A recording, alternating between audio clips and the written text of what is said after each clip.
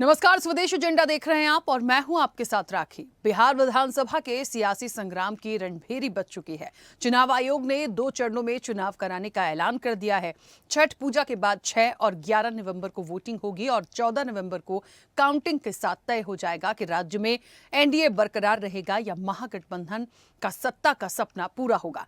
मुख्य मुकाबला एनडीए और महागठबंधन के बीच ही होना है, लेकिन प्रशांत किशोर की जन स्वराज पार्टी, ओवैसी की एआईएमआईएम और मायावती की बीएसपी चुनाव को नया मोड़ भी दे सकती है। हालांकि चुनाव की तारीखों से पहले ही बिहार का सियासी पारा हाई है।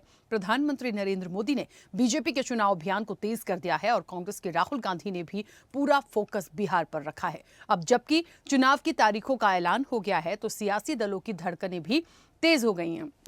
इस बार के चुनाव में यदि हम पिछले चुनाव की तरह जाति, बदलती निष्ठाएं और सामाजिक आर्थिक प्रगति मुद्दे पर यदि हम बात करें तो एसआईआर भी एक ऐसा मुद्दा रहा है जहां आरजेडी और कांग्रेस के लिए चुनावी मुद्दा बनकर उभरा है, जबकि बीजेपी और जेडीयू को बिहार में कराए गए विकास कामों के दम पर जीत का भरोसा है। लेकिन सियासी दलों के सामने सबसे बड़ा संकट सीएम फेस को लेकर है।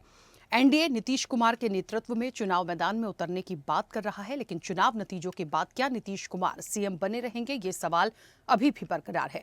महागठबंधन में सीएम फेस को लेकर कोई राय बनती नहीं दिख रही। आरजेडी जहां तेजस्वी को सीएम फेस का स्वाभाविक दावेदार मान रही है, लेकिन महागठबंधन में शामिल कांग्रेस का रुख साफ नहीं है। वहीं सीट शेयरिंग को लेकर बैठकों का दौर जारी है, लेकिन एनडीए और महागठबंधन की ओर से कोई फॉर्मूला सामने नहीं आया। आज इसी पर हम विस्तार से चर्चा करेंगे। उससे पहले देखिए ये रिपोर्ट।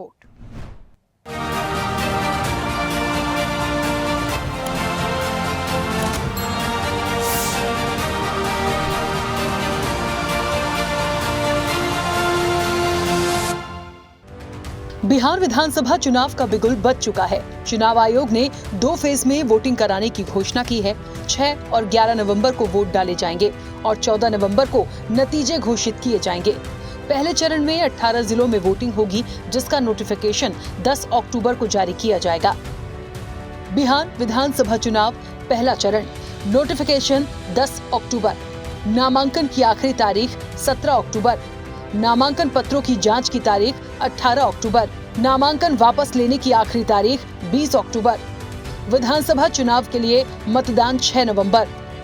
बिहार विधानसभा चुनाव दूसरा चरण, नोटिफिकेशन 13 अक्टूबर, नामांकन की आखिरी तारीख 20 अक्टूबर, नामांकन पत्रों की जांच की तारीख 21 अक्टूबर, नामांकन वापस लेने की आखिरी तारीख 23 अक्टूबर।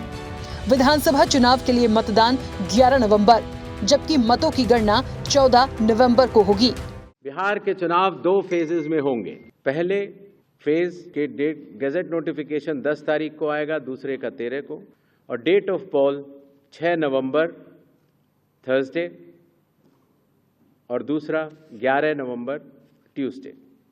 काउंटिंग 14 नवंबर को होगी और पूरी चुनावी प्रक्रिया 16 नवंबर तक समाप्त कर ली जाएगी।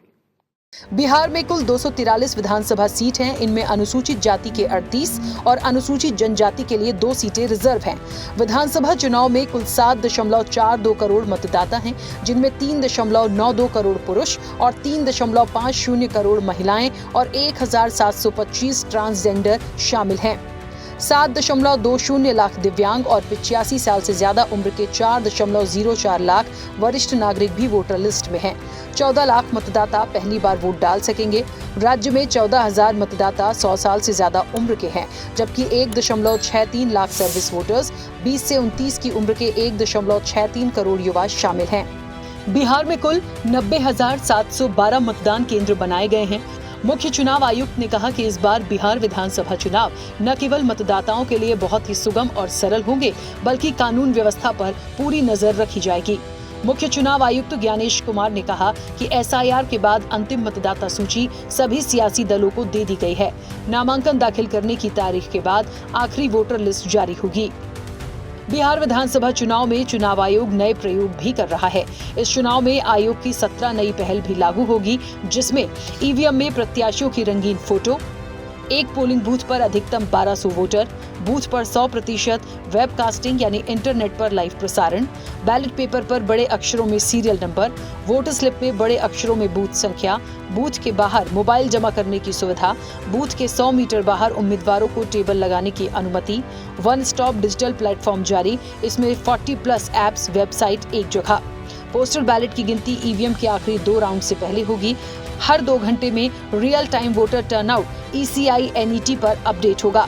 पहली बार दिल्ली में 700 बूथ लेवल एजेंट्स की ट्रेनिंग, बूथ लेवल ऑफिसर के लिए फोटो पहचान पत्र जारी, 5% ईवीएम के बर्न मेमोरी और माइक्रो कंट्रोलर की जांच की गई।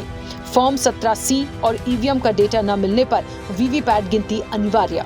चुनाव डेटा पर आसान पहुंच के लिए डिजिटल इंडेक्स कार्ड और रिपोर्ट, मृत्यु पंजीकरण डेटा जोड़ा जाएगा और ERO BLO समय पर जानकारी लेंगे। चुनाव तारीखों के ऐलान के साथ ही सियासी दलों ने भी कमर कस ली है। सत्ता पक्ष और विपक्ष खुद को तैयार बता रहा है और चुनावी मैदान में उतरने को बेताब है। बिहार की जनता विकास को प्राथमिकता देगी और एनडीए की सरकार ने जिस तरह से पूरे बिहार के अंदर विकास का जाल बिछाया है, पूरे बिहार के अंदर इंफ्रास्ट्रक्चर बढ़ाने का काम किया है, बिहार की जनता एनडीए को भारी बहुमत से सरकार बनाने के लिए तैयार है। एनडीए गठबंधन इस चुनाव के लिए पूरी तरह से तैयार है और हम एकजुट हैं। तो मैं समझता हूं कि ठीक है, इलेक्शन कमीशन का हम लोग तो सिंगल फेज में भी तैयार थे, 2 फेज हुआ है, अच्छा है। और इलेक्शन कमीशन ने और लोगों का भी बात सुना होगा और पॉलिटिकल पार्टी का, और उसके बाद 2 फेज में किया है। नहीं, तैयारी पूरी है। 14 नवंबर का जो तारीख होगा, यानी बिहार के लोग बदलाव चाहते हैं। बिहार के लोग जो हैं इस बार महागठबंधन की सरकार चाहते हैं। जो 20 साल से इन लोगों ने अपराध, भ्रष्टाचार, अफसरशाही, तानाशाही, घोटालेबाजी, जिस हिसाब से इन लोगों ने बिहार की सरकार ने जो दिया है, बिहार के लोग जो है त्रस्त हो चुके हैं, परेशान हो चुके हैं और मुख्यमंत्री अचेत अवस्था में।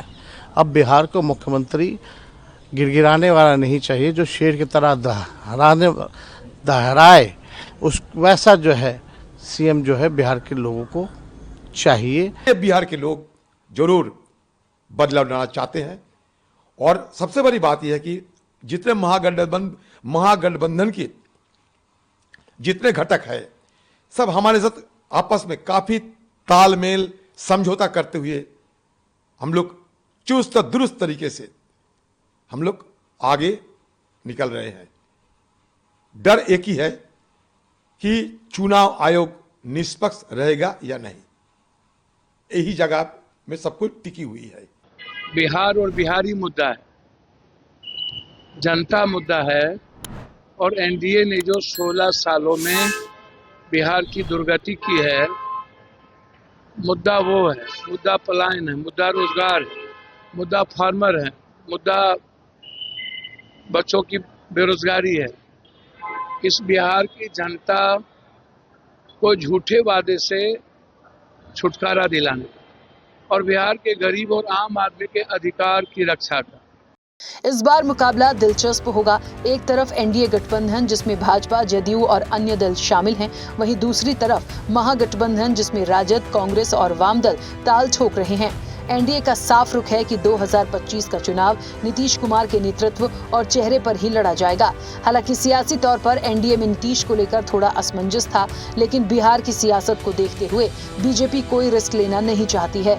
इधर जेडीयू ने चुनाव को लेकर नया नारा दिया है, 2025 से 2030 फिर से नीतीश। जबकि चिराग पासवान की पार्टी LJPR और जीतन राम मांझी की हम भी नीतीश को चेहरा बनाने के पक्षधर हैं। वहीं महागठबंधन में मुख्यमंत्री के चेहरे को लेकर अभी अभी भी स्थिति साफ नहीं है।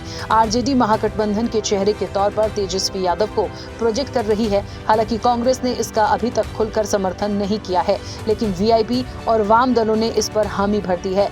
मुख्यमंत्री नीतीश कुमार अपने काम और योजनाओं के दम पर सत्ता बचाने की कोशिश में हैं, जबकि तेजस्वी यादव वोट चोरी और बेरोजगारी के मुद्दे पर युवाओं को लुभाने में लगे हैं।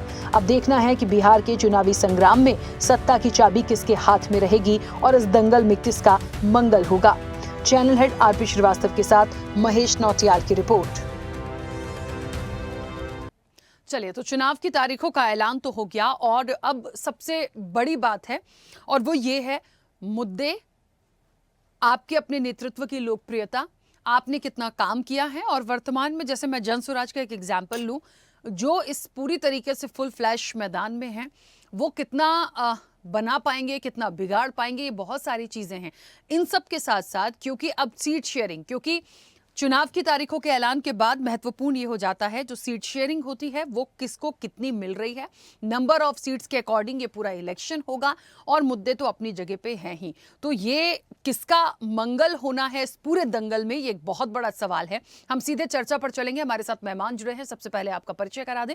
भारतीय जनता पार्टी का पक्ष रखेंगे संदीप वर्मा। संदीप जी, बहुत स्वागत चर्चा में जुड़ने के लिए। कांग्रेस का पक्ष रखेंगे doctor H N Upadhyay. H N. Upadhyay ji, आपका भी बहुत स्वागत है। आरजेडी का पक्ष रखेंगे मंटू कुमार यादव। मंटू जी, आपका भी बहुत स्वागत है। जेडीयू का पक्ष रखेंगे मोहम्मद मोहिद्दीन राइन। मोहिद्दीन जी, आपका भी बहुत स्वागत है। वरिष्ठ पत्रकार हैं बिहार से संतोष सहाय। संतोष जी, आपका भी बहुत स्वागत है। और राजनीतिक विश्लेषक हैं कुमार विवेक। कुमार विवेक जी, आपका भी बहुत स्वागत है। चर्चा की शुरुआत सबसे पहले मोहिद्दीन जी जुड़े हैं हमारे साथ। जी बिल्कुल। मेरी आवाज पहुंच रही है सर आप तक? जी बिल्कुल पहुंच रही है राखी जी।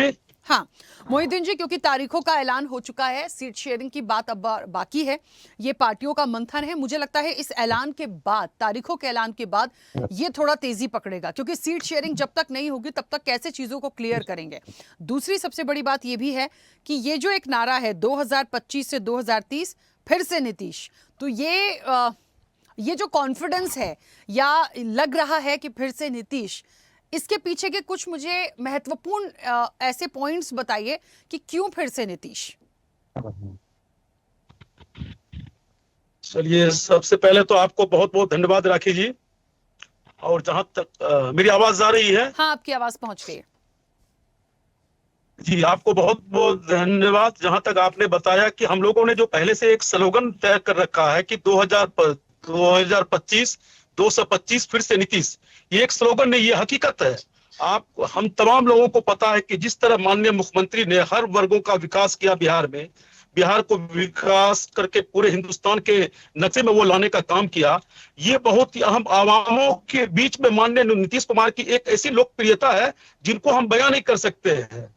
आज अगर हम क्षेत्रों में दौरा करने जाते हैं तो आज हमारे जो जन मतदाता है हमारे बिहार के, उनके बीच एक ही चर्चा है, सिर्फ नीतीश कुमार का, एनडीए सरकार का, और उनके आमने और सामने कोई भी दूसरा गठबंधन नहीं है। इसीलिए हम लोग फक्र और पूरे जोश में कहते हैं कि 225 फिर से नीतीश। हमें उम्मीद ही नहीं, बिहार के महान मतदाताओं पे हमें पूरा भरोसा है कि हम लोग इस चुनाव में 2025 के चुनाव में निश्चित रूप से 225 क्या, हमें तो लगता है कि जिस तरह का माननीय मुख्यमंत्री का जिस तरह का चर्चाएं आम है पूरे बिहार में, उससे ज्यादा सीट भी हम लोग जीत सकते हैं। तो ये कॉन्फिडेंस है हमारा। और निश्चित रूप से माननीय मुख्यमंत्री जो पूरे बिहार में हर वर्ग के लिए, हर तबका के लिए उन्होंने विकास किया है, तो जनताओं के अंदर से आवाज आ रही है कि सिर्फ नीतीश कुमार ही रहेंगे, एनडीए सरकार ही बनेंगे और कहीं तक कोई दूसरा नहीं है। जहां तक अल्पसंख्यक की बात है, आप देखते होंगे कि अल्पसंख्यक को एक एमओएस समीकरण के तहत बांध करके रखा गया था, लेकिन वर्तमान हालात ये है कि हमारे एमओएस समीकरण कहीं नहीं है। जितने भी हमारे मुस्लिम, जितने भी हमारे मतदातागण हैं, वो भी माननीय नीतीश कुमार का गुणगान कर रहे हैं। और वो लोग जब हम लोग कॉन्स्टिट्यूंसी में घूमने जाते हैं, क्षेत्रों में भ्रमण करने जाते हैं, तो हमारे जो खास करके हम अल्पसंख्यक समुदाय से हैं, इसलिए ये बात आपके सामने में रख रहे हैं कि हमारे अल्पसंख्यक समुदाय के लोग भी माननीय नीतीश कुमार के सपोर्ट में खड़े हैं। और हमें लगता है कि इस बार माननीय नीतीश कुमार को अल्पसंख्यक का बहुत से ज्यादा मत मिलेगा। यही कॉन्फिडेंस है कि हम लोग 225 फिर से नीतीश का नारा दे रहे हैं। और हमें उम्मीद ही नहीं, बिहार की जनता पे भरोसा है कि जो हम लोग स्लोगन दिए हैं वो हकीकत में 14 नवंबर को तब्दील हो जाएगा। चलिए वापस आऊंगी। मंटू जी, मेरी आवाज पहुंच रही है? जी मैडम। जी मंटू जी, क्या तैयारी है? यहाँ दो तीन बातें हैं। देखिए, मैं जो सीट शेयरिंग की बात है वो सभी से पूछूंगी, क्योंकि आप लोगों का जो गठबंधन है, एक एनडीए और दूसरा महागठबंधन, ये हमें देखना पड़ेगा कि इनकी सीट शेयरिंग किसके अकॉर्डिंग है, किसके पास नंबर ऑफ सीट्स कितनी जा रही है और वो कितनी सीट निकालेंगे। जो जितनी सीट निकाल कर जाएगा, जिसका जितना पड़ला भारी है, सरकार उसकी होगी। लेकिन हाँ, गठबंधन में एक चीज देखनी पड़ती है कि फिर सीएम कौन होगा, वो चेहरा कौन होगा। ये महागठबंधन के साथ है, ये एनडीए के साथ भी है। माना कि नीतीश जी को फ्रंट पर रखा गया है, सारी चीजें हैं, लेकिन क्या खुलकर ये 100% श्योर है कि मुख्यमंत्री वही बनाए जाएंगे, या जैसे तेजस्वी यादव की बात हो रही है, क्या 100% श्योर है कि वही चेहरा होंगे सीएम का? तो ये सारी जो चीजें हैं ना, ये धीरे धीरे क्लियर करना बहुत जरूरी है सर, क्योंकि कैसे आप फ्रंट पे किसको रखेंगे सामने पूरे इलेक्शन में। तो क्या तैयारी है और अब कितना नजदीक लगता है ये चुनाव, क्योंकि तारीखों का ऐलान हो गया तो तेजी तो आनी है। राखी जी, हम लोग के महागठबंधन के पूरी तैयारी है और जनता में यह संदेश गया है कि तेजस्वी यादव ही बिहार के मुख्यमंत्री होंगे। जो 17 महीना इनका कार्यकाल था, जो वादा किए थे वो पूरा किए, और तेजस्वी जी महागठबंधन के से एनडीए के नेता घबराए हुए नीतीश जी और मोदी जी, इसीलिए ताबड़तोड़ चुनावी घोषणा कर रहे हैं। और घोषणा से कुछ होने वाला नहीं है, बिहार के जनता समझ चुकी है कि चुनावी घोषणा है। घोषणा तो पूर्व में भी मोदी जी किए थे कि स्विच बैंक से पैसा लाएंगे, सबके खाता में 15 लाख रुपया डालेंगे और सभी सांसद अपने अपने क्षेत्र में एक एक पंचायत को गोद लेंगे और उसका विकास करेंगे और सभी शहर को जो है स्मार्ट सिटी बनाने के काम करेंगे। तो ये तो घोषणा करने वाला ही है, घोषणा करना चाहते हैं, घोषणा करके छोड़ देना चाहते हैं और फिर अगला बार दूसरा घोषणा करते हैं। इसलिए जनता समझ चुकी है कि इस बार जो है एनडीए को उठा करके फेंक देने के काम करेंगे। 2025 नीतीश फिनिश हो जाएगा और तेजस्वी यादव बिहार के मुख्यमंत्री बनाएंगे, क्योंकि युवा के चाहत है। युवा चाहते हैं कि युवा बिहार के मुख्यमंत्री हो, तभी युवा के रोजगार होगा। इस राज्य में भ्रष्टाचार, अपराध, बेरोजगारी, पलायन सब बढ़ा हुआ है। आप जानते हैं राखी जी कि ब्लॉक से लेकर के सचिवालय तक ले बिना चढ़ावा दिए हुए कोई भी काम नहीं होता है। इसलिए जनता समझ चुके हैं। आप अंदर गहराई से हम लोग जो जाते हैं करकर्ता के गांव में, बीच में गली गली हम लोग घूमते हैं, अंदर करंट चल रहा है कि जो चुनाव के जितना नजदीक हो उतना नजदीक बहुत जल्दी हम लोग जो है बिहार के मुख्यमंत्री तेजस्वी यादव को देखना चाहते हैं। इसलिए स्वागत योग है जो चुनाव के घोषणा के तारीख हुआ है। हम लोग बधाई देते हैं कि बहुत अच्छा हुआ है, 2 टर्म में हुआ है। पिछले वर्ष 2020 में 3 टर्म में हुआ, इस बार 2 टर्म में हुआ। और हम लोग भी चाहते थे कि बहुत जल्दी चुनाव हो जाए, कम समय में चुनाव हो, 2 ही टर्म में चुनाव होना चाहिए। वो हम लोग के भी मांग पूरा हुआ है, इसलिए हम लोग लगे हुए हैं। और हम लोग एनी टाइम हम लोग लगे हुए रहते ही नहीं कि आज चुनाव है तो हम लोग लगे। हम लोग शुरू से करकर्ता जितना भी है हम लोग लगे हुए हैं तेजस्वी यादव को मुख्यमंत्री बनाने के लिए। और आम जनता में, आम आवाम, किसान, बेरोजगार, व्यवसायी, नौजवान, महिलाएं, सब लोग चाह रहे हैं कि तेजस्वी यादव को ही मुख्यमंत्री बनाएंगे। तेजस्वी यादव जो घोषणा किए हैं, माए बहन मान योजना को 2500 रुपया देना है और वृद्धा विकलांग को जो है 1500 रुपया देना है, 200 यूनिट बिजली फ्री करना है और सिलेंडर गैस जो होता है उसको 500 रुपया में हर किचन में पहुंचाने के काम करेंगे। इसलिए जो है जनता में बहुत अच्छा संदेश गया है। इसलिए तेजस्वी यादव को इस बार 2025 में मुख्यमंत्री बनाना है। महागठबंधन की सरकार बनना तय है। ठीक है, चलिए वापस आऊंगी। संदीप जी, मेरी आवाज पहुंच रही है? जी आ रही है, बिल्कुल राखी जी। संदीप जी, आपसे तो मैं सीट शेयरिंग की बात करूंगी, इसलिए क्योंकि जिस तरह से गठबंधन है ये बहुत ज़रूरी हो गया है, और ये जो बात बार बार कही जा रही है कि नीतीश जी फ्रंट पर हैं और नीतीश जी के नेतृत्व में ये पूरा चुनाव है, मुझे लगता है जब कोई गठबंधन होता है तो ऐसा नहीं है कि लीडर्स की कमी होती है। गठबंधन की एक राय होती है कि उनका लीडर कौन होगा या सीएम आप किसको फ्रंट पे रख के उस पूरे इलेक्शन में हैं। बाद में बात आती है आपके मुद्दों की। तो बहुत सारा ऐसा सिनेरियो है और बिहार में इतनी चीजें हो चुकी हैं इस वक्त पे कि अब क्योंकि चुनाव की तारीखों का ऐलान हो गया और इस ऐलान के बाद में महत्वपूर्ण बात होती है कि अब सीट शेयरिंग, वो कैंडिडेट और उसके बाद ही आगे की चीजें तय होंगी। जहां तक मुद्दों की बात है तो आपको भी पता है कि बिहार में कितनी चीजें हुई हैं और किन किन चीजों ने, किन किन बातों ने जोर पकड़ा है। तो किस तरह से अब इस इलेक्शन को देखते हैं, इसमें तेजी देखते हैं? देखिए, ये सबसे बड़ी बात जो आज ऐलान किया है चुनाव आयोग ने, वो एक पर्व के तौर पर बिहार में मनाया जाएगा। 2 चरणों में ये चुनाव होगा और उसका जो नतीजा है वो 14 नवंबर को आएगा। कहीं ना कहीं नीतीश जी 20 साल से शासन कर रहे हैं और उन्होंने ये दिखा दिया है कि जो जंगल राज पहले हुआ करता था बिहार में, उससे कहीं ना कहीं बहुत आगे बिहार निकल गया है। आप ये देखिए, सड़कों को लेके, शिक्षा को लेके और बहुत सारे विकास जो हुए हैं वो नीतीश जी ने दिए हैं। और हमारा जो उनके साथ गठबंधन है, जो हमारा उनके साथ एनडीए का एक जुड़ाव है, उसका भी उन्हें लाभ मिला है। माननीय प्रधानमंत्री जी ने बहुत सारी योजना दी हैं, अभी भी दी हैं, पहले भी, आगे भी लगातार माननीय प्रधानमंत्री जी ने, जैसे प्रधानमंत्री आवास योजना हो और आपका लाडली योजना हो, बेटी बचाओ बेटी पढ़ाओ को लेके बहुत सारी, मतलब महिलाओं के लिए बहुत सारे इस तरह के उन्होंने, माननीय प्रधानमंत्री जी ने और नीतीश जी ने बहुत सारी योजना चलाई हैं। और यही कारण है कि विकास बिहार वो उस तरह का बिहार नहीं रहा जो पहले कभी लालू जी के समय में रहता था। और अभी बात हो रही थी तेजस्वी यादव जी की।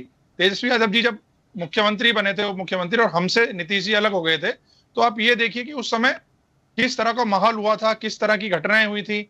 और कहीं ना कहीं नीतीश जी इस चीज को लेकर थोड़े परेशान हो गए थे, असमंजस में हो गए थे कि मैं किन लोगों के साथ चला गया। और फिर वो वापस एनडीए के साथ आए और हमारे साथ जुड़ के फिर दोबारा सरकार लगातार जब से चला रहे हैं। और आप ये देखिए कि कोई भी ऐसी घटना यदि होती भी है तो तुरंत उस पर एक्शन लिया जाता है, उन लोगों को बख्शा नहीं जाता है। तो कहीं ना कहीं नीतीश जी बिहार की जनता के लिए एक उम्मीद, एक इस तरह का सेवक जो बिहार को एक स्तर तक पहुंचा सके। जो पहले बिहार कहा जाता था उस तरह का बिहार आज नहीं है।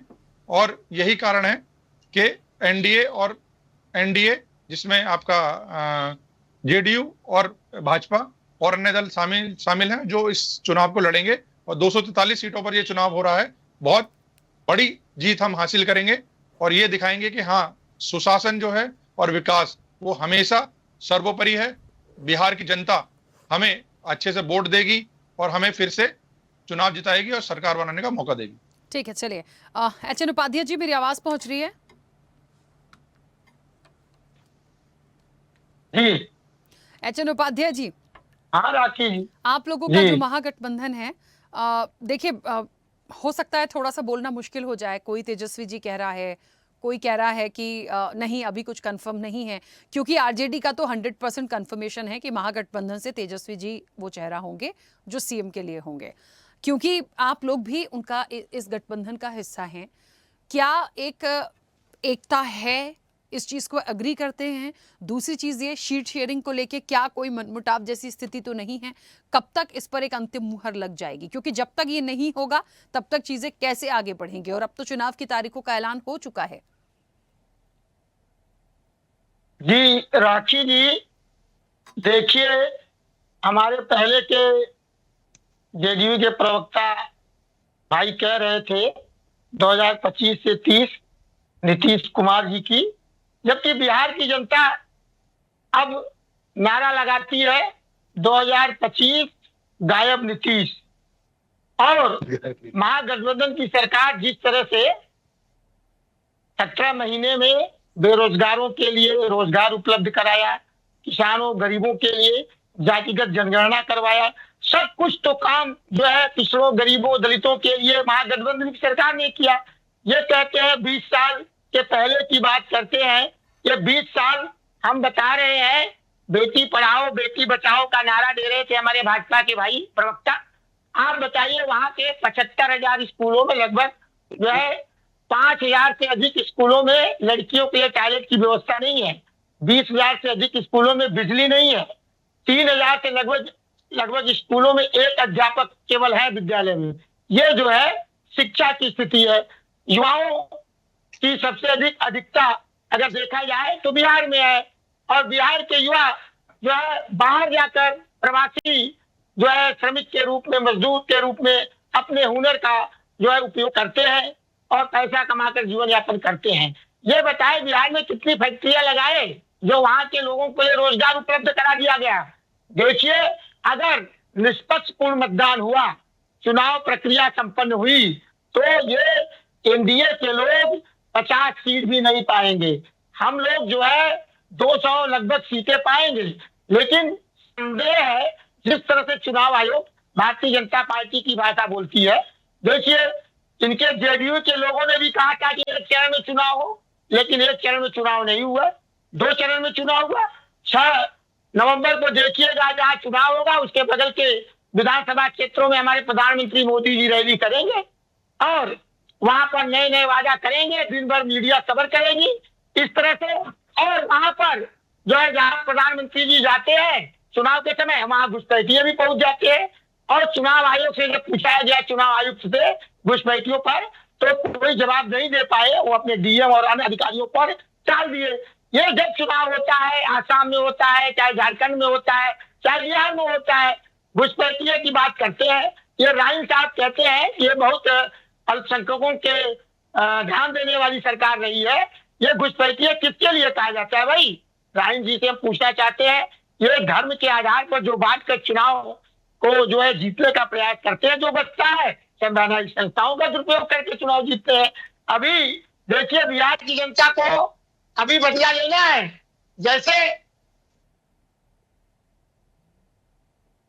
अभी आपका हेडलाइन चल रहा है कि पाकिस्तान ने यह बात कही है कि चीन के हथियारों से हमने 7 फाइटर जेट भारत के गिराए हैं।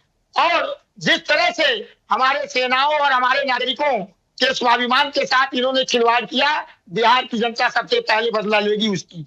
और बिहार क्रांतिकारियों की भूमि है, बदलाव की भूमि है, और वो वहां से आगाज करेंगे जिस तरह से हमारे देश की संप्रभुता के साथ इन्होंने खिलवाड़ किया। राखी जी देखिए, 1-2 दिन पहले की घटना है उत्तर प्रदेश में, किस तरह से एक दलित को पीट कर हत्या कर दी गई। और मरते समय उसने आगे राहुल गांधी जी का नाम लिया, तो उसको कहा गया यह राहुल गांधी जी वादी नहीं है, हम लोग बाबा साहब भीमराव अम्बेडकर के संविधान से चलने वाले नहीं है, हम बाबावादी है।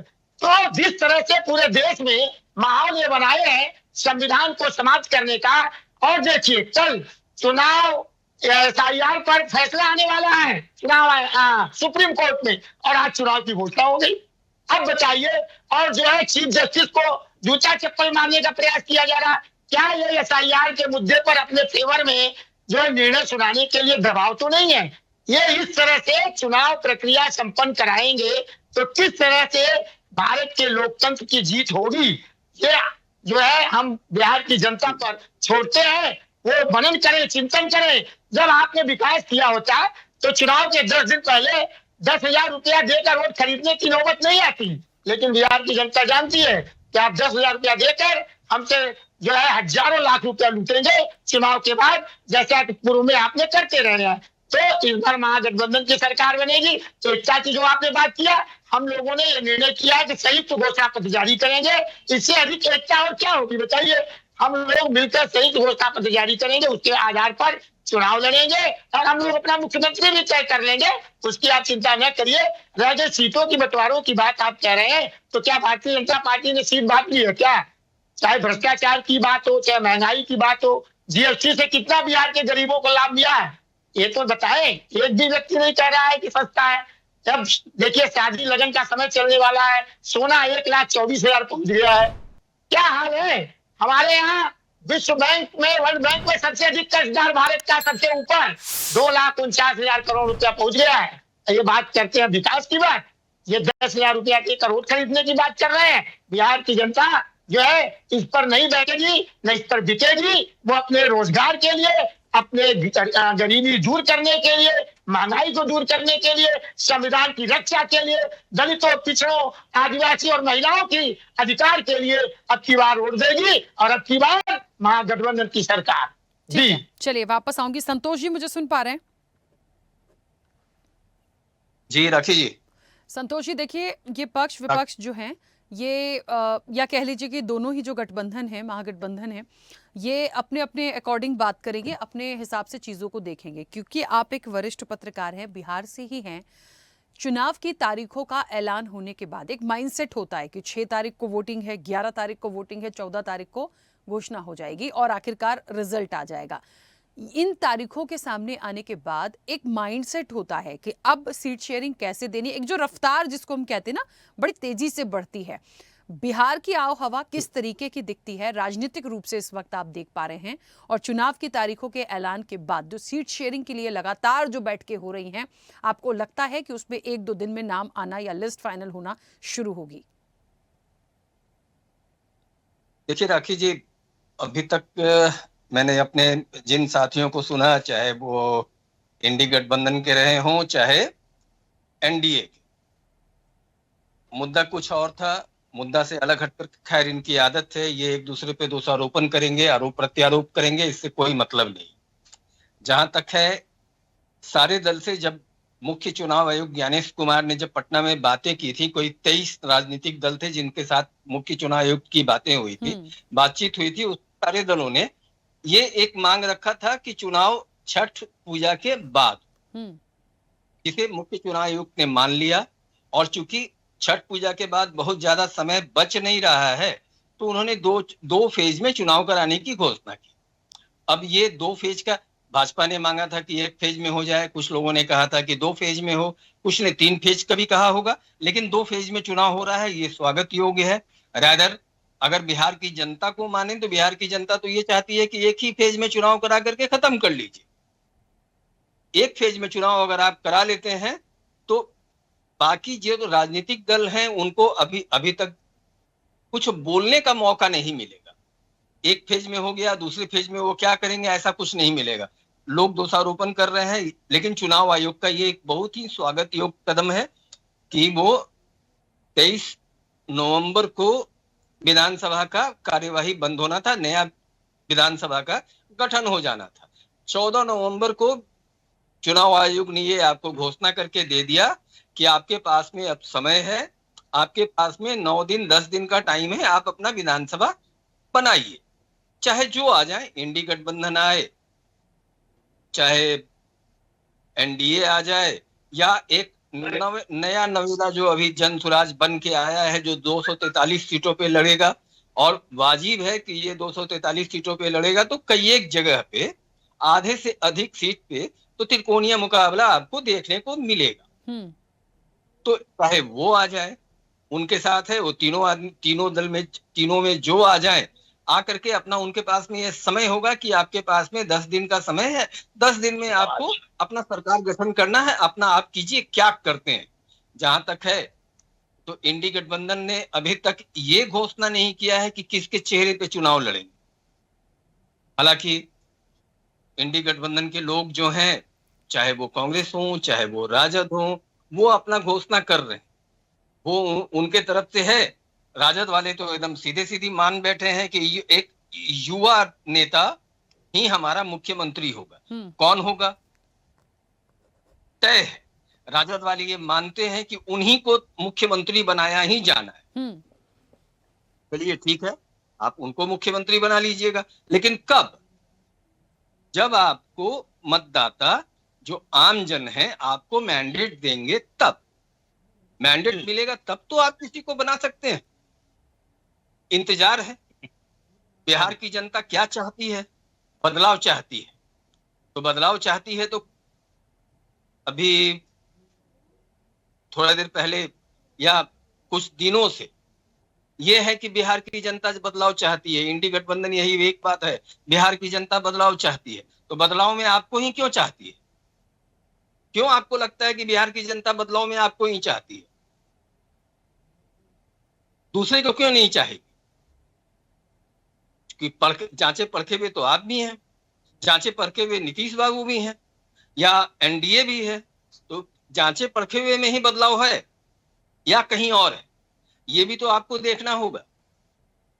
तो चलिए, इनका अपना है, इन लोगों का अब वाजिब है कि इंडी गठबंधन वाले बोलेंगे कि नहीं साहब मेरा ही आदमी होगा, एनडीए वाले बोलेंगे कि मेरा ही आदमी होगा, जन स्वराज वाले भी बोलेंगे कि मेरा होगा। अभी नया नवेला है, क्या करता है वो तो भविष्य के गर्त में है, और सारा चीज भविष्य के गर्त में है।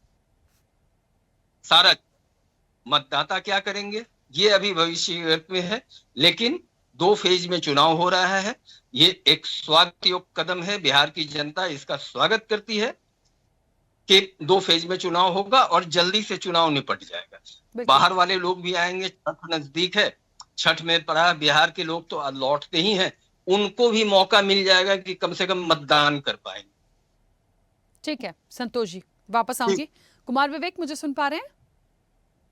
जी राखी जी, हाँ, आवाज आ रही है? कुमार विवेक जी, बिहार के इस चुनाव को इन तारीखों के ऐलान के बाद किस तरीके से देख रहे हैं?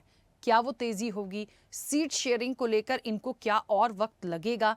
और सबसे बड़ी बात, सीट शेयरिंग जो होगी वो कितना बड़ा प्रभाव डालेगी इस इलेक्शन में? क्योंकि दोनों गठबंधन हैं और दोनों ही गठबंधन में भले ही दावा किया जा रहा है कि इधर से तेजस्वी जी होंगे, उधर से नीतीश होंगे, लेकिन अंदर खाने में क्या चल रहा है इससे सब बहुत दूर है। जनता को बटन दबाना है, वोट डालना है, लेकिन राजनीतिक रूप से, सियासी रूप से यदि चीजों को समझे बिहार में, तो इस वक्त कैसे देख रहे हैं? जी राखी जी, मैं धन्यवाद करता हूँ, आपने मुझे आमंत्रित किया इस शो पर। बात आपकी बिल्कुल सही है, सबसे मुश्किल सीट शेयरिंग है, लेकिन उससे भी ज्यादा मैं जो महत्वपूर्ण बात मानता हूँ वो है कैंडिडेट सिलेक्शन। पिछली बार की अगर आप स्ट्राइक रेट देखें तो जो राष्ट्रीय जनता दल ने जितनी सीट पे लड़ा था उनका स्ट्राइक रेट 55% से ऊपर था, और कांग्रेस पार्टी का आप देखें तो number of seat contested to the number of seat won वो काफी कम था। तो ये तो तय है कि जहां तक मेरी समझ है, मैं इस बात को मान के चलता हूं कि किसी भी स्थिति में राष्ट्रीय जनता दल कांग्रेस को पिछली बार से काफी कम सीट देने जा रही है। अगर विनेबिलिटी की बात करिए तो ओवरऑल वोट परसेंटेज की बात की जाए तो पिछली बार बड़ा थिन मार्जिन था एनडीए में, और उस समय तो खैर इंडी गठबंधन नाम का रूप नहीं था, आप जो भी अलायंस महागठबंधन कह दीजिए, जो जैसा कि वो कहते थे, बहुत थिन मार्जिन था। इस बार एक नया फैक्टर वहां जन सुराज के रूप में आया है। जन सुराज, ये तो तय है कि उन्हें हर सीट पे उनकी जीतने को लेकर मैं बहुत आश्वस्त नहीं हूं। एक 0 to some सीट अगर निकल जाए तो ठीक है, जैसा मुझे लगता है, लेकिन जो उनकी वोट होगी वो किस पार्टी के जाता है? सबसे पहले क्या उनको एंटी मोदी वोट मिलता है? बहुत से वोट अभी 2 खेमे में आप कहें तो बटा हुआ है, प्रो मोदी और एक एंटी मोदी। मैं भाजपा भी नहीं कहूंगा, जो मोदी को वोट किसी भी स्थिति में नहीं दे सकते वो वोट किसको जाता है? उसमें से बहुत बड़ा वर्ग मुझे ऐसा लगता है जो राजद के जो एक दाग है, आज भी आप देखें तो उनके पोस्टर में या कहीं भी आपको लालू यादव या राबड़ी देवी जी का बहुत बड़ा बड़ा चित्र नहीं निकलेगा। उन्होंने पर्दे के पीछे एक स्ट्रेटजी के तहत खुद को किया, बेटे को आगे किया, तेजस्वी जी को। वो जो भी वो मतदाता है जो वो दौर देखा है, वैसी स्थिति में किसी भी स्थिति में अगर वो राजद के साथ नहीं जाना चाहे तो, और भाजपा के साथ जा नहीं सकता है मोदी के साथ, तो मुझे ऐसा लगता है कि वो जन स्वराज को वोट डालेगा। अगर यह स्थिति होती है तो स्वाभाविक है कि जो जीत हार का अंतर है वो एनडीए को यहाँ बेनिफिट मिलता है। लेकिन किसी स्थिति में जो एक मिडिल क्लास वोटर है, जो कि एक पारंपरिक वोटर रहा है एनडीए का, नीतीश कुमार का, भारतीय जनता पार्टी का, वो अगर एक एंटी इनकम्बेंसी एक बड़ी बात तो होती है। नीतीश कुमार पिछले कुछ समय में ऐसा कुछ नया दे नहीं पाए हैं। वो अगर इस चीज से उबते हुए जिसको बदलाव की ये बात करते हैं, अगर वो स्विंग होता है और वो जन स्वराज की तरफ जाता है तो बड़ा माइनर वोट इधर उधर होने से आप नंबर ऑफ सीट जो चेंज होगी, जो कन्वर्ट होगी, उसमें बड़ा परिवर्तन देखेंगे।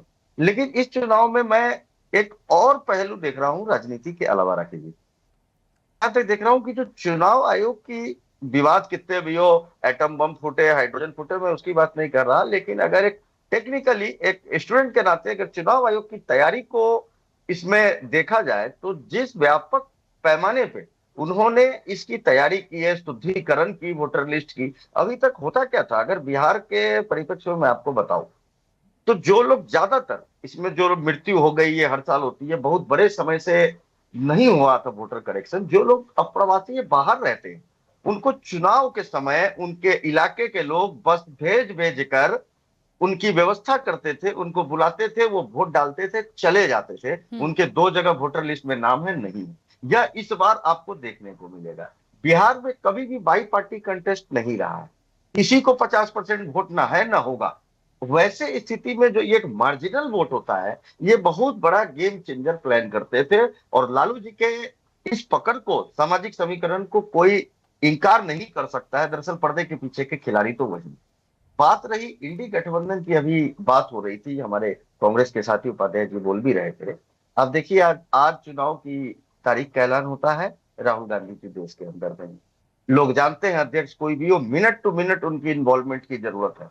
आप कहते हैं वोट चोरी हो गया, आपके बूथ पे रिप्रेजेंटेटिव होते हैं, आपको समय दिया गया है अभी कि आप नॉमिनेशन से 10 दिन पहले तक वोटर लिस्ट में नाम डलवा सकते हैं। एक बूथ पे 800 से 1000 मान लेते हैं अगर वोटर होते हैं, उस पे आपके एक रिप्रेजेंटेटिव है। क्या आदेश है, कौन है? जब हमारा सेनापति ही उस तरीके की प्रमुख भूमिका में नहीं है, आप क्या निगोशिएट करेंगे सीट पे? ये तो लालू जी में ये है कि वो अति उत्साह में नहीं आते हैं, राहुल गांधी जी में ये है कि वो हमेशा अति उत्साहित ही रहते हैं। तो मैं इसको, विपक्ष को इस बार भी एक नैरेटिव बना पाए एकदम एकजुटता की, वो तो देखता ही नहीं हूं। तो कुल मिला के ये राजद बनाम मैं एनडीए के रूप में देखता हूं। एनडीए को हमेशा केंद्र की जो योजनाएं रहे हैं, प्रधानमंत्री डायरेक्ट डीबीटी की जो डिलीवरी हुई है और अभी जो योजनाएं उनके पहुंच रहे हैं, उसका एक एडवांटेज रहता है। यूथ में आज भी मोदी जी की लोकप्रियता कोई घटी नहीं है। इस बार यूथ वोटर भी ऐड हुए हैं। महिला एक नया जात है। अगर कहा जाए, जैसे पहले कहते थे कि कास्ट एक जगह वोट पड़ता है, तो महिला आज के समय बिल्कुल अपने परिवार से, दिल्ली चुनाव में भी हमने देखा है, हरियाणा और महाराष्ट्र में तो बहुत बड़े पैमाने पे देखा है कि वो बिल्कुल परिवार से अलग जाकर के वोट कर रही है। तो इसको एक सम अप कर देना और सीधे गणित में बांट देना कि इतना % ये है जो पहले हुआ करता था, यह आसान नहीं होगा। और महिला की जो डिलीवरी अभी होनी है, ये जो अभी घोषणा हुआ पैसे पहुंचे, ये हम सब जानते हैं इमोशनल वोटर होता है। वो मुझे एनडीए की पक्ष में वो चीज नजर आती है। जी रखिए। बिल्कुल ठीक है, चलिए वापस आऊंगी। बहुत सारी बातें ऐसी हैं जो कुमार विवेक जी ने रखी, संतोष जी ने बहुत सारी बातों को रखा है। थोड़ा सा वाकई में इस चीज़ को समझना पड़ेगा कि जनता आपके साथ क्यों होगी, या आपके नेतृत्व को, आपके चेहरे को, कैंडिडेट सीट शेयरिंग के साथ कैंडिडेट की जो बात कर रहे थे, बिल्कुल देखिए कैंडिडेट का क्या व्यक्तित्व है, उसका पिछला रिकॉर्ड क्या है, यदि वो जीते हैं तो उन्होंने कितना काम किया है, वर्तमान में स्थितियों के अकॉर्डिंग उनकी क्या छवि है, बहुत सारी चीज़ें प्रभावित करती हैं। कैंडिडेट हमेशा ये नहीं है कि आरजेडी से है या जेडीयू से है या बीजेपी से है या कांग्रेस से तो जीत जाएगा। कैंडिडेट के ऊपर भी निर्भर करता है। तो ये वाकई बहुत सारी चीज़ें होंगी। और मोहिद्दीन जी, मेरी आवाज़ पहुँच रही है आप तक? चलिए शायद अभी पहुँच रही है।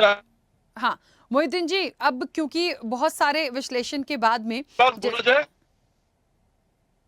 कुछ कह रहे हैं आप? जी सुन रहे हैं, बोला जाए राखी जी। मोहिद्दीन जी, बहुत सारे विश्लेषण के बाद एक चीज तो निकल कर आई है, और वो ये है कि दावे करिए, पूरा अधिकार है, लेकिन फिलहाल सीट शेयरिंग को लेकर सहमति बना लीजिए और उसके बाद कैंडिडेट की लिस्ट कौन कहां से कहां जाएगा, ये बहुत बड़ा फैक्टर अभी इलेक्शन के लिए होगा।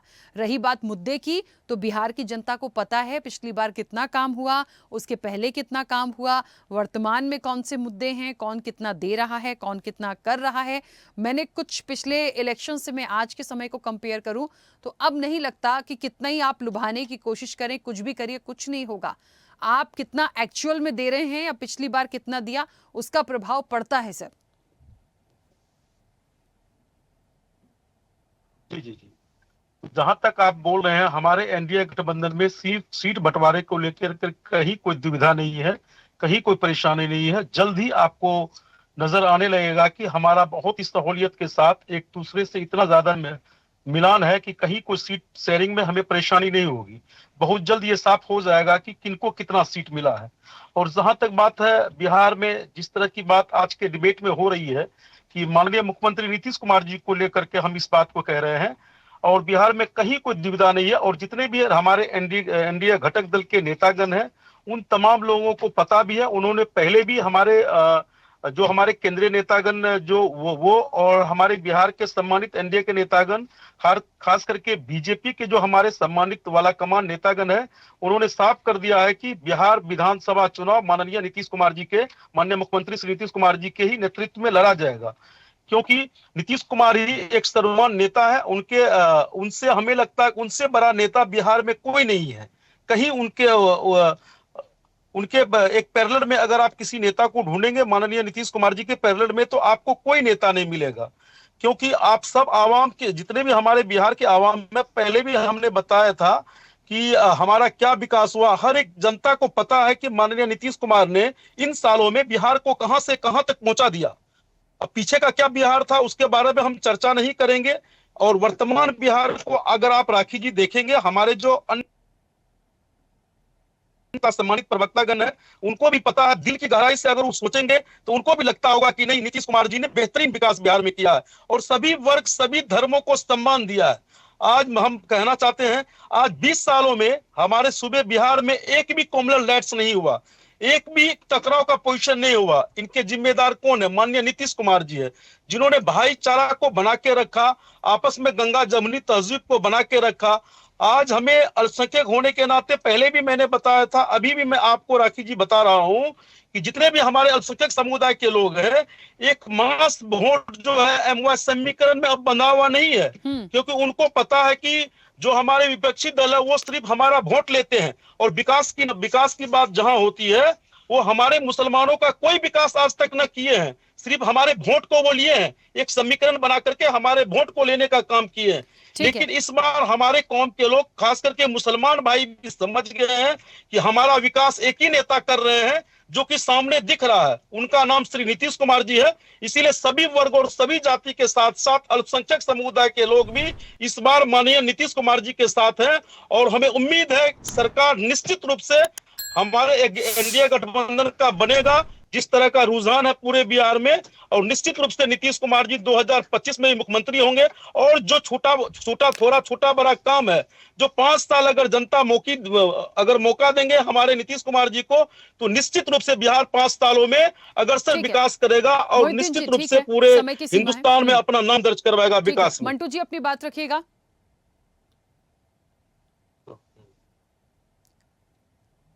मंटू जी, आवाज पहुंच रही मेरी, अपनी बात रखिए जल्दी से।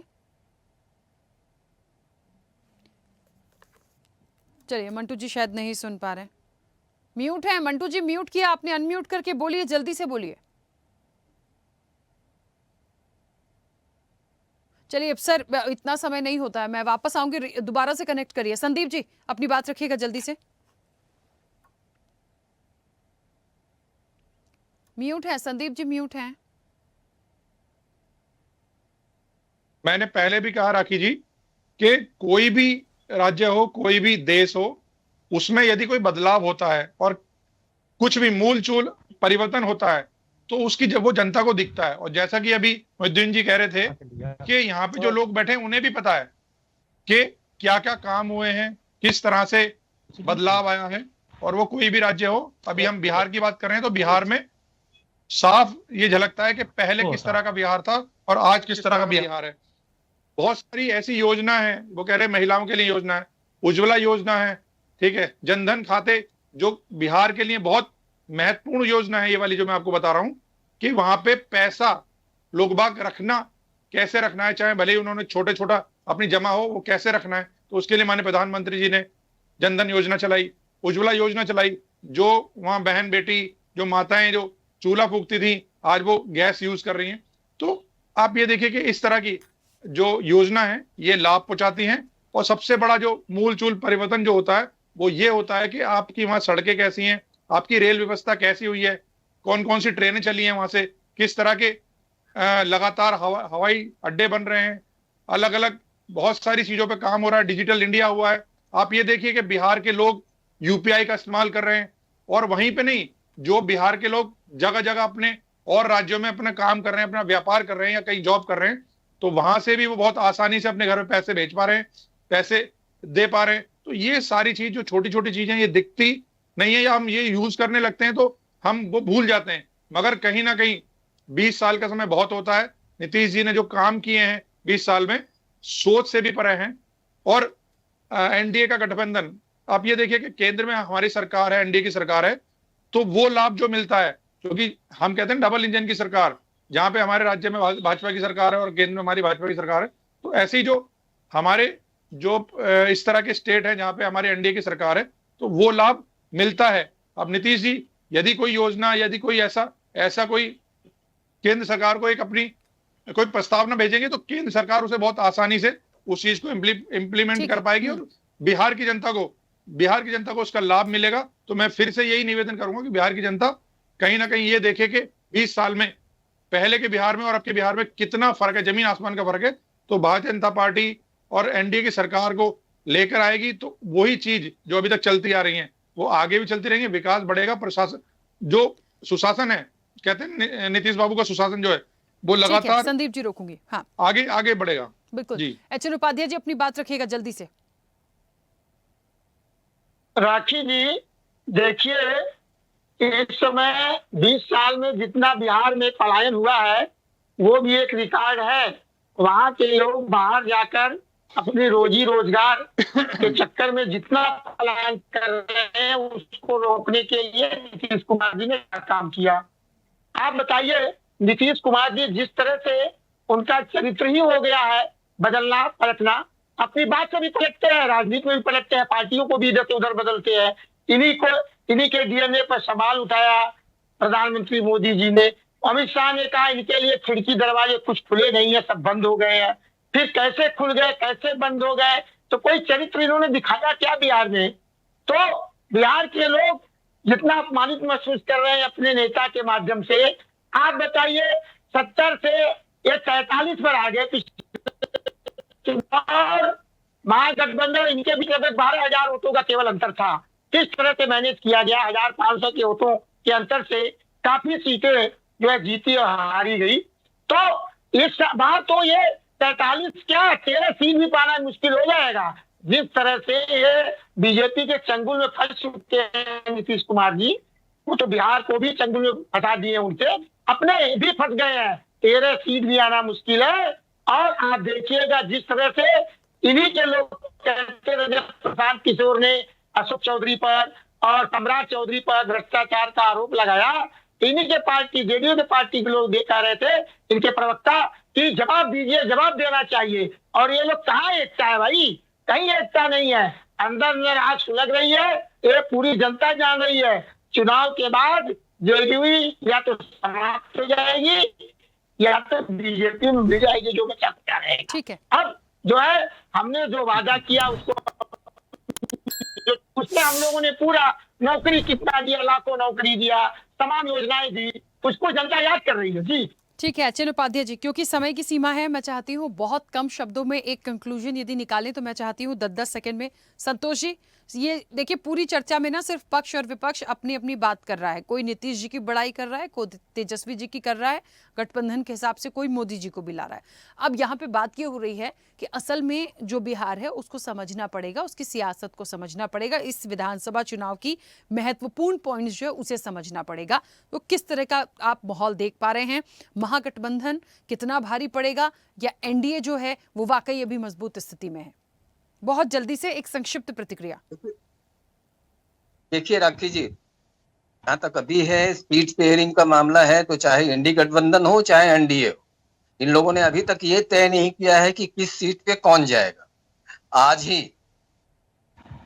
धर्मेंद्र प्रधान जी आए थे, हम के जो नेता हैं जीतन राम मांझी से, तो उन्होंने बात किया। जीतन राम मांझी जी 18 सीट मांग रहे हैं, 7 सीट पे एनडीए तैयार है। जीतन राम मांझी जी इस बात से नाराज हो गए, उनको 18 का चाहिए। तो अभी तक जब ये तय नहीं है, जबकि 10 अक्टूबर प्रक्रिया प्रारंभ हो जाना है, चुनावी प्रक्रिया, नामांकन की प्रक्रिया शुरू हो जाएगी। और जिन 121 सीटों पर 6 अक्टूबर को चुनाव होना है, जिसके लिए 6 नवंबर को चुनाव होना है, जिसके लिए 10 अक्टूबर को सारा चीज हो जाना है, उसके लिए जब अभी तक चाहे इंडी गठबंधन हो, चाहे एनडीए हो, चाहे जनसुराज, तीनों के द्वारा अभी तक ये तय नहीं है कि कौन प्रत्याशी कहां जाएगा। मैं बहुत कुछ अपने साथी कुमार विवेक जी के बात से सहमत हूँ हाँ। कि जब तक आप कैंडिडेट नहीं लाते हैं, कोई कैसे ये तय करेगा कि किसको वोट दें। बिल्कुल सही बात है, और ये तो सबसे अहम फैक्टर है। जनता खुद इंतजार कर रही होगी कि जो भी जिस भी क्षेत्र से है वहां का चेहरा कौन है, वहां का चेहरा कौन है। वो तो जीत के जब आएंगे तब सीएम बनेगा, लेकिन वहां का चेहरा कौन है, अपने अपने क्षेत्र से बहुत फर्क पड़ता है। ठीक है, बिल्कुल। कुमार विवेक जी, एक संक्षिप्त प्रतिक्रिया बहुत जल्दी से। जी राखी जी, अगर मुझे एक दो लाइन में कहना हो तो मैं यही कहूंगा कि नीतीश कुमार जी की भूमिका को लेकर काफी सवाल हुए, राजनीति में ही उठते रहते हैं, वो अपनी आलोचना अपनी जगह है, लेकिन यह भी सही है कि 2020 कह रहा हूँ, 2000 से 1999 से जो आदमी लगातार पब्लिक लाइफ में एक पोजीशन होल्ड मिनिस्टर बनकर बैठा है, उसके ऊपर एक एलिगेशन नहीं।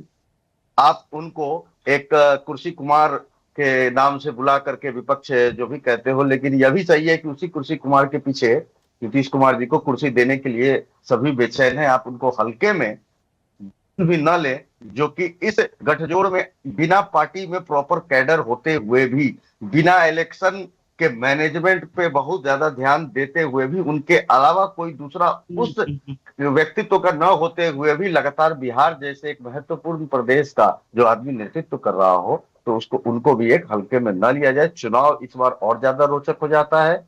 इसमें अब लोक जनशक्ति पार्टी की भी भूमिका देखनी होगी, क्योंकि हर सीट पर उनकी कुछ ना कुछ तो एक फिक्स वोट है। वो अब किस तरफ जाते हैं, पिछली बार देखा गया है उन्होंने जदयू के वोट कम किए, तो अब तो ये आगे जैसे जैसे ये ओपन होता जाएगा, आगे सब अपने पत्ते खोलते जाएंगे, क्या अनाउंसमेंट होता है, कैंडिडेट बहुत बड़ी बात बोली है विवेक जी ने कि वाकई नीतीश जी पर कोई ऐसा कोई आज तक आरोप नहीं है, और ये बड़ी बात है। उन्होंने बिहार को एक अच्छे पायदान पे लाके खड़ा किया है। चलिए, क्योंकि समय की सीमा है, अब तारीखों का ऐलान हो गया है। ऐलान के साथ साथ चीजें और आगे बढ़ेंगी। देखिए क्या होता है, इस पूरे दंगल में किसका मंगल होगा। आप सभी का बहुत शुक्रिया इस चर्चा में जुड़ने के लिए। तो एक बात तो बड़ी महत्वपूर्ण है, बिहार चुनाव इस बार रोचक और दिलचस्प ज्यादा है, क्योंकि एक बार तरफ कहा जाता है कि नीतीश कुमार जो हैं, जो इतने समय से चीज़ों को संभालते आ रहे हैं, बहुत सारी बातें आई उनको लेकर कि वो मानसिक रूप से स्वस्थ नहीं हैं और थके हुए से हैं, लेकिन राजनीति जो होती है, जो अनुभव होता है, जो शैली उनकी है, आप उनको कम नहीं आंक सकते। और यही दो फैक्टर जो हैं, एक एनडीए आप चले जाइए और महागठबंधन चला जाइए, तो ना तो आप यहाँ कांग्रेस के साथ साथ महागठबंधन के जितनी भी पार्टियां हैं, तेजस्वी यादव को लीजिए, आरजेडी से जिस तरीके से वो हैं, आप उनकी भी राजनीति को, क्योंकि जिस तरीके से मुद्दे विपक्ष लेकर आया है, उसे भी कम नहीं आंक सकते हैं। तो दिलचस्प और कांटे का मुकाबला तो है ही। तारीखों का ऐलान हो चुका है, अब नजरें सबकी सीट शेयरिंग पर है, किसके पास कितनी नंबर ऑफ सीट जाती हैं और चेहरा कौन होगा, ये देखने वाली बात होगी। चर्चा में इतना ही। बने रहिए स्वदेश न्यूज के साथ। सबसे पहले देश। ऐसे ही वीडियोस के लिए लाइक करें, शेयर करें, फॉलो करें। YouTube पर जाकर सब्सक्राइब कर बेल आइकन दबाना ना भूलें और ताजा अपडेट्स के लिए स्वदेशलाइव.com पर जरूर जाएं।